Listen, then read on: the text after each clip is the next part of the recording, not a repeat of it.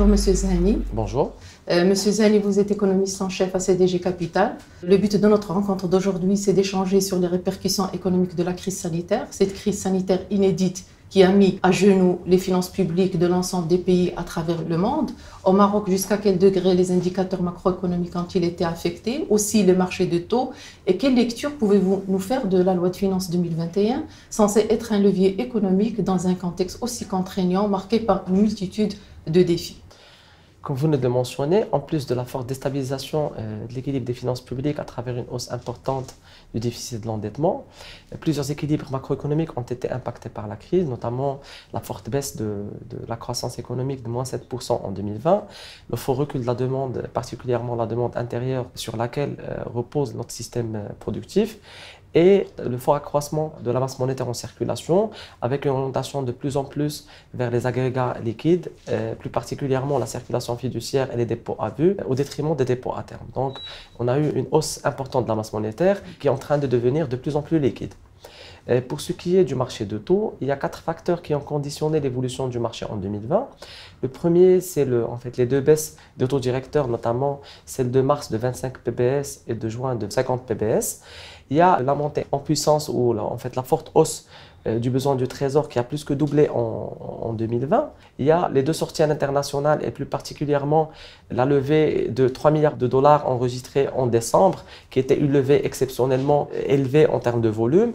Il y a la préférence pour le cash des opérateurs. Donc ces 4 facteurs ont exercé un effet baissier sur la courbe et on a eu comme résultat une baisse de la courbe des taux en 2020. S'agissant des orientations de la loi de finances, ce sont des orientations qui s'affichent en ligne avec les exigences de cette nouvelle phase de reprise, en priorisant la mise en œuvre rapide du plan de relance et l'extension de la couverture sociale d'une manière graduelle vers l'ensemble de la population. Il y a un troisième point qui est très important dans cette nouvelle loi, c'est l'investissement public prévu à 230 milliards, un niveau qui est exceptionnellement élevé comparativement aux exercices antérieurs et qui reflète la forte volonté de l'État de mener une politique budgétaire contracyclique en vue de soutenir la reprise économique et la création d'emplois en cette période de crise.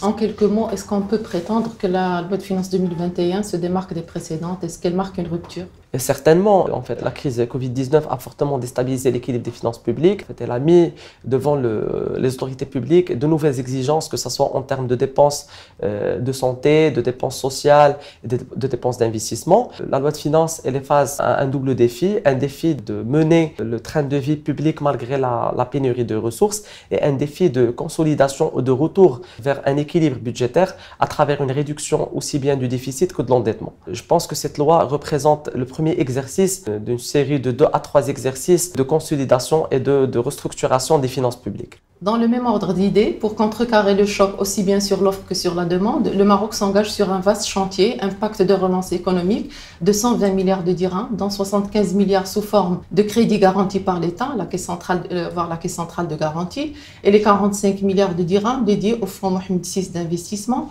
dont 15 milliards proviennent du budget de l'État et les 30 milliards de dirhams restants sous forme de partenariat public-privé avec les institutionnels nationaux et internationaux. Quelle analyse faites-vous de ce plan de relance et quels sont les garde-fous à mettre en place pour que le plan puisse réussir sa mission, à savoir assurer la relance après une année de terrible récession?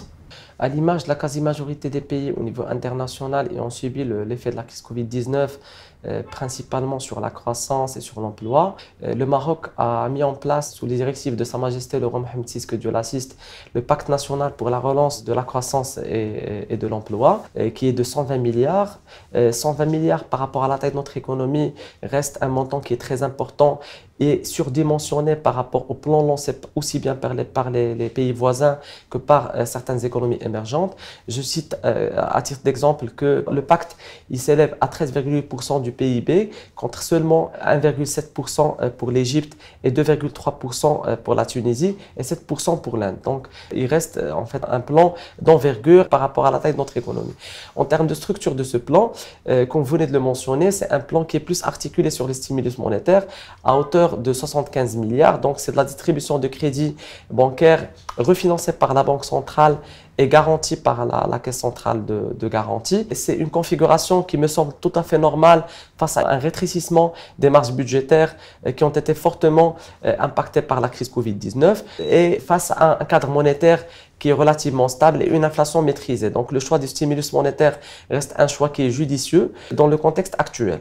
Par rapport à l'efficacité de ce plan, je pense que la pierre angulaire de la réussite, c'est l'orientation de cet argent vers l'investissement productif et créateur d'emplois. C'est très important pour épauler la reprise économique. Et il y a 3 risques, à mon sens, qu'il faudrait surveiller. En fait, le premier risque, que cet argent passe du côté de l'informel à travers une hausse de la circulation fiduciaire, comme on l'a observé en 2020. Que cet argent passe en dehors des frontières à travers une hausse importante des importations. Et là, ces 2 facteurs, c'est-à-dire de l'informel et des importations, devraient réduire l'effet multiplicateur de ces crédits sur l'économie réelle.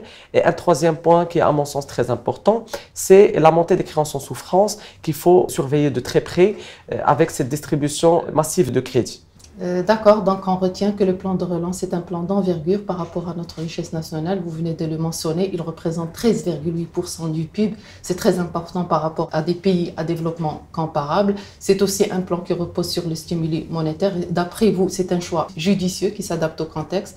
Et là, on va passer à la dernière question, c'est concernant les prévisions. Quel scénario envisageable peut-on prévoir dans un contexte où la campagne agricole est très bonne?